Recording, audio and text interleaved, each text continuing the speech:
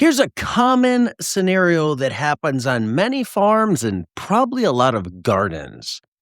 You spend weeks growing something, you harvest it, you wash it, you pack it, you drive it to the market, and now it's going in the compost pile. You paid for almost every cost of production, the seed, the soil, the water, the labor, and got zero revenue. That scenario plays out on farms every single week. And after interviewing hundreds of farmers on the podcast over the past decade, I can tell you what separates the farms that survive from the ones that close. It's not growing skill. It's not land. It's not capital, how much money you have in the bank. Record keeping. Today, we're talking farm business, cash flow tools, not farm tools. I'm Diego from Modern Grower. Let's get into it.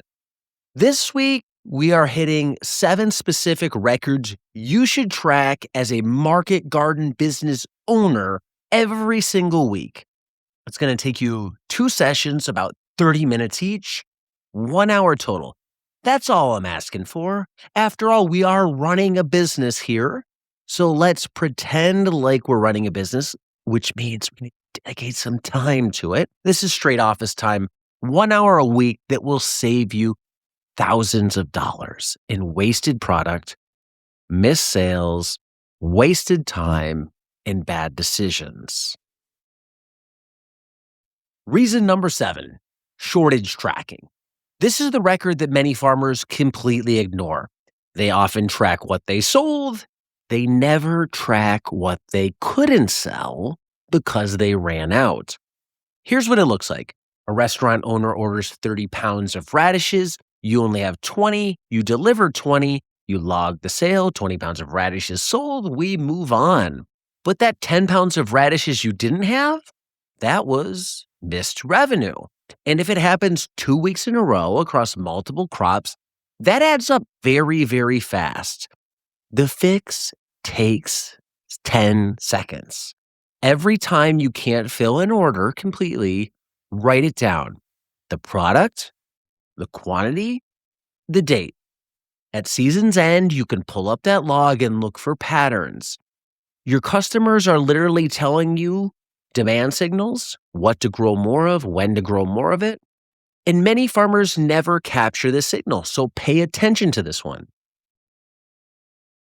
Number 6, sold out times. This one's for farmers market sellers. You run out of spring mix at 11 a.m. Market ends at 1 p.m. Most farmers call that a good day. We sold out. That's amazing, right? Maybe not. Think about what actually happened. For 2 hours, customers showed up, ready to buy, and you had nothing to sell them. That's not success, that's underproduction. Many times those customers won't come back. They'll go to a competitor and buy from them. And that was your one chance to capture that sale, to convert them to a customer for life, and you lost it. So the habit is simple here. After every market, log your top products, what you brought, what you sold, and when you sold out if you did sell out. Do this for 4 weeks. The patterns will jump out of the page. The math. Let's do a business breakdown. Shortages and early sellouts are the same problem. They are unmet demand. Between what you run out of at the market and what you couldn't fill to a customer, many farms are potentially leaving a lot of revenue uncaptured every single week, and they don't even know it, because they never wrote it down and they're not keeping track of what they were short on. The move. This week, start 2 logs. One for shortages, every order you couldn't fill completely. One for sellout times, when your top products run out at the market. Run them for a few weeks. You'll then adjust your crop plan accordingly. The mindset. In any other business, this is called market research, and companies pay thousands of dollars for it. Your customers hand it to you for free every week. The only question is whether you're taking that handout and doing something with it. Metric number 5, planting dates and actual maturity dates. Your seed catalog often shows optimal conditions. They might say a radish takes 28 days. That's only true for part of the year. Quiz. What part of the year?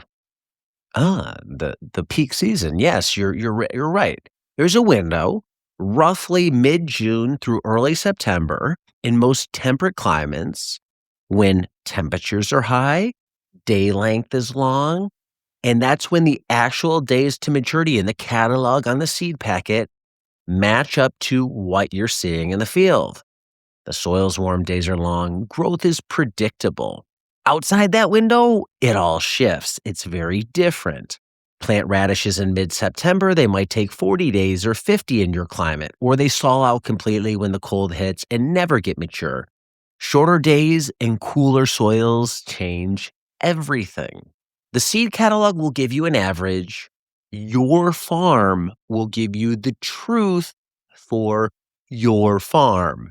Here's a habit to put into place. Start tracking your actual days to maturity, not what the packet says, but what happens on your farm, in your soil, with your equipment at specific times of year. And when something's off, write one sentence in your planting log to help explain it. Plant this one a week later next year. This note is worth more than courses, it's worth more than fancy crop planning software because it's your data that you're measuring and keeping track of. The key here is you must keep track of it and you must go back and review it. Here's a pattern from the podcast. After 10 years of podcasting with Farm Small, Farm Smart, Carrot Cash Flow, some of the other podcasts I do, I've noticed something. The farmers who tend to hit harvest windows, they're not smarter, they're not better growers, they're not luckier. Oftentimes, they just have a lot of data that they've collected, 2 or 3 years of hyper-specific data for their microclimate. They know that on their farm, arugula planted on September 8th is usually ready around October 3rd, not late September, October 3rd. Regardless of what the seed packet says, that's what their experience says. And that specificity only comes from tracking and reviewing your own data. No course, no book, no YouTube video can give you those numbers for your farm. You have to grow it, log it, and learn from it. Metric number 4, market inventory tracking. What you brought versus what you sold. Sounds basic, but many people will do this poorly or not at all. Here's the system that works. Before the market, you have a packing list. Every item, exact quantities. That list goes to market with you. At the end of the day, whatever's left goes into an unsold column. And here's where that gets powerful. The sheet becomes next week's starting point. You copy it, you adjust. Last week, I brought 48 bags of spring mix. I sold out at 11 a.m. This week, I'm going to bring 60 and see where that gets me. Or I brought 30 bunches of beads, came home with 12. I need to scale that back to 20. So you're not starting from scratch every week. You're iterating. My daughter has a small hobby business. She sells at a farmer's market, and she does this every market. She makes certain products. She keeps track of what she made. And then at the end, she looks at what she sold versus what she brought back. If something's not popular, she knows next time I'm not going to make as much of it. I'll bring a little less. She's learned over time not to make a bunch when she's experimenting. She'll try a new product with only a few. If the few sell out, great. Next time you make a few more. This is pure, not even market research. It's market intelligence. It's the market telling you exactly what they want from you and your product. You have to pay attention to these things. It allows you not to start from scratch every week. There's no winging it. There's no guessing. You start iterating. Here's what I did last week. Here's what happened. Next week, I'll adjust. And eventually, you start to get in a finer band where you're pretty spot on, where hopefully you're bringing everything and It's getting you through the market. You're selling as much as you can, and you're only bringing back a little bit. This logging, this data keeping is the difference between guessing and winging it and operating a business like a professional. Metric number 3, customer order patterns. If you sell to restaurants, this record will change how you plan production. Here's the thing most farmers miss. The restaurants build menus oftentimes around seasonal availability. Their late September menu this year will look a lot like their late September menu last year, which means their orders are probably going to be similar. That means your production plan for next August can be built from this August order data. It's not guessing, this is forecasting based on proven demand. So track orders of anchor accounts, stable accounts, customers that you've had for a few years. New restaurants can be unpredictable, so keep those separate until they prove consistent, but track this data. The math. Let's do a business breakdown. Every retail store in the country uses inventory data to decide what to stock next week. That's all you're doing here. Your market packing list and your restaurant order history are inventory management tools. The farms that treat them that way can somewhat accurately forecast weekly revenue and somewhat accurately forecast their production. The farms that don't are just gambling, they're guessing, they're grasping at straws. Grasping at straws. The move. This week, build a simple packing list spreadsheet with 3 columns. The product, the quantity you brought, the quantity you sold. You take it to your next market with your other logs that we've talked about, and after market, you fill it in. Next week, copy the sheet and adjust the quantities based on what you learned. That's your system. It's not going to get you perfect, but over time, with enough data experience, you can get pretty close. The mindset. This is a cash flow tool. It's not a farming tool.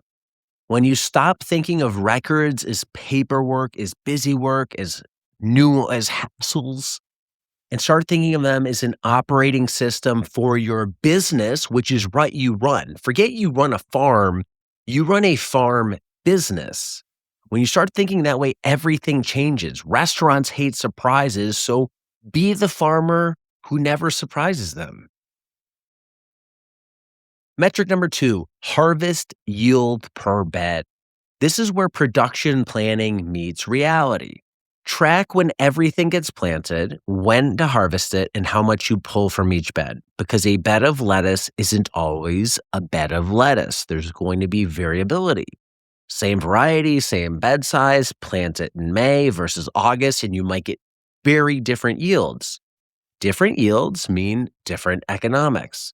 And then there's the number that most farmers never calculate. Revenue per labor hour. Not all crops pay you equally for your time. I see this in our supply business. Certain products take a long time to pack. Other products are very quick to pack. We have to account for that when we price products. Just because they sell for the same amount or the profit margin might look the same, before you account packing labor, when you start to look at how much effort goes into packing it, that can dramatically change the picture. On a farm, an hour harvesting one crop might generate twice the revenue of an hour harvesting another crop at the same price per pound, just because of harvest speed, yield density. Those will greatly affect your numbers. So the gap between your highest paying crop and your lowest paying crop per labor hour is probably much bigger than you think. The question is, do you know the numbers? And you won't know your numbers until you're tracking pounds per bed in the time spent harvesting. This data should drive your crop decisions, not what's fun to grow, not what looks good on Instagram, what's actually paying for your time. And metric number 1, timing adjustments. This is a meta record. It's not just data, it's decisions being made based on data. You're in the field, you see a crop that came in too early. You've got way more spinach than you can sell, and it starts to bolt. Right there at that moment, right in your planting log, plant this 1 week later next year, or do some sort of season extension adjustment to try and prevent that. Not, hey, I'll remember to adjust this next year, because I guarantee you won't. You'll probably make the same mistake next year. Write it down. And by February, when you're planning next season, September, memories are long gone. So you want this in a hard log. The shoulder seasons, being early spring, late fall, are where this matters most. Spring and fall timing is incredibly sensitive. A few days difference in planting can mean weeks difference in harvest, because temperatures, day lengths change so quickly. There's no great app to help you predict this. There's apps to help you log it. There's no universal chart. Your planting window depends on your climate, your microclimate, your soil, your varieties, your exact location. The only way to get this data on your farm is to observe what happens, to log it for multiple seasons, and then to review it. That's your competitive moat. What keeps what keeps competitors at bay from you. If you have this knowledge, it's what struggling farms don't have.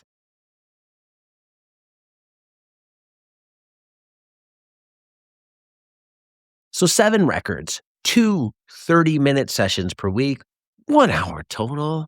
It's not that much.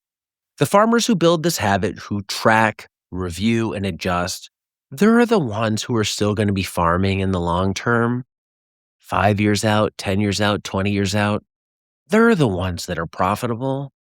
Remember, you can't improve what you don't measure.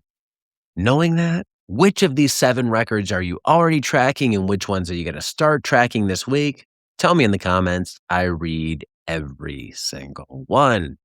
And if you want to go deeper on the business side of farming, because growing skill is only one part of the equation and business decisions are the rest, hit subscribe. We do this several times every single week. Now go build a farm business, not just a farm. And I'll see you in the next one. I'm Diego from Modern Grower, Diego. Thanks for watching. Until next time, be nice, be thankful, and do the work.